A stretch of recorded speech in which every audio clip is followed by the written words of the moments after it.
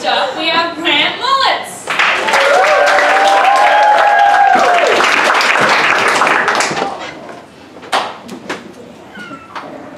Hello, my name is Grant.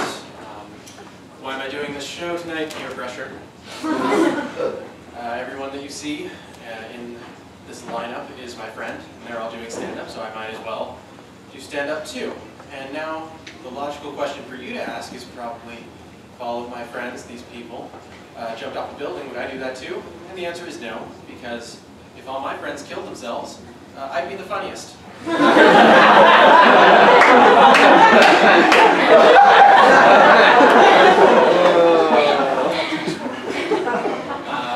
I brought this book on stage with me because I don't know if I can remember all of my set. Which, if I don't, I'm sorry about that. But look, you didn't pay for this. So I don't know what you expected. So I watched a lot of television over winter break. Did anyone else do that? Different question, slightly different. Did anyone not do that? Yeah. Yeah. What were you doing that was so important? I don't want to know. Please don't shout it out. But so I watched a lot of TV over winter break, which also means I watched a lot of commercials. And I think probably my favorite commercial, if not my favorite brand, is Maybelline Cosmetics products. If you don't know, their slogan is maybe she's born with it, or maybe it's Maybelline. And that is the least confident slogan I've ever heard.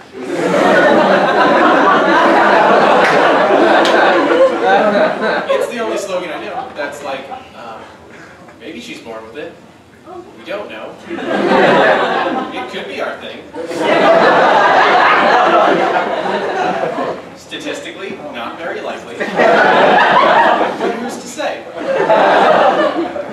Also, yeah, maybe she's born with gold eyeliner. You know how you're born and your eyes are all shiny? Yeah, you know, it's 2016, men can make jokes about women's beauty products, and it's 2017, men can say that it's 2016 without being persecuted. So good. I don't usually carry enough cash on me to make it rain. So if I want to get crazy at a party, I'll throw a debit card at someone. Someone took a little bit too long to get that. Sometimes people, especially like little kids, will censor themselves and they'll say the word fudge instead of the word fuck. Like, you know, a little kid, oh, fuck, fudge.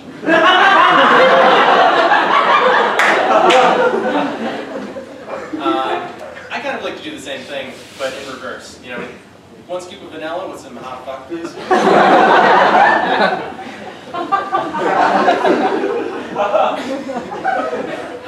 I think probably in the 1960s, there was like one entomologist who got really excited when he heard that Beatlemania was happening, and then really sad when he figured out what it actually was. If you didn't get that joke, ask someone who did. I also think that Beatlemania sounds like it should be a country. Like Romania. It might be a country, I don't know. I'm not good with geography. So, if you're religious, that's fine. I'm not very religious, but you can do what you want. There's just one thing about religion that I really don't agree with, and that's when I see people who will give God credit for stuff that I think that they did. You know, like somebody who just finished a race would go like, man, I won that race, couldn't have done it without God. Like, I just passed that test, God was with me. You know, for me, I ran that race, I passed that test, you know. It's even in the Bible, you know. Though I walk through the valley of the shadow of death, I will fear no evil, for you are with me, you being God. And for me, I walk through the valley of the shadow of death because I'm not a coward. And I want to see some evil. think that when pop-up Halloween stores close, they should donate all of the costumes to the homeless.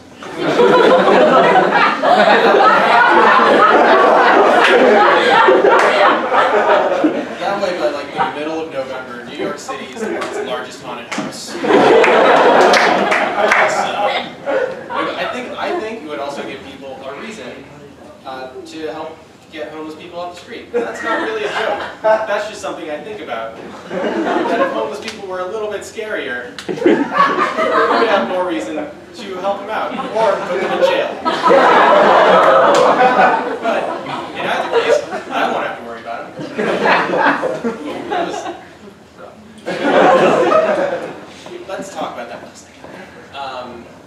That's kind of a feeling that people have, is that I won't have to care about the homeless, or something like that. That's not one of my personally held beliefs, but I was just kind of taking other feelings and emotions that other people have, embodying them and vomiting them back out at you so that you can think about it, you can reflect on it, on yourself if you kind of think like that too. I guess what I'm trying to say is if you ever think that I'm an asshole, I'm not. I'm just trying to show you what an asshole looks like. So it's kind of like a rubber and glue kind of scenario, but it's a little bit more baked into like a sarcasm and a satirical character, you know.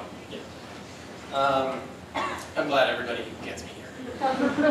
Anyways, on with the show. So, I told you I was going to have to do this, but I think that if somebody doesn't text me back after 24 hours, I should be able to file a missing persons report. Because, something could have happened to them. They're dead or they've been kidnapped, and so they can't get to a phone in some way and somebody needs to know about it, or they're ignoring me, in which case, fuck them. I'm calling the police. So I saw a lot of stores that were kind of closing after the holidays, that you have some great business. And a lot of them were retail stores, and they had that sign outside that says, 30% off, everything must go.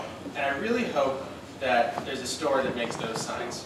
And their slogan is like, there's no business like no business. And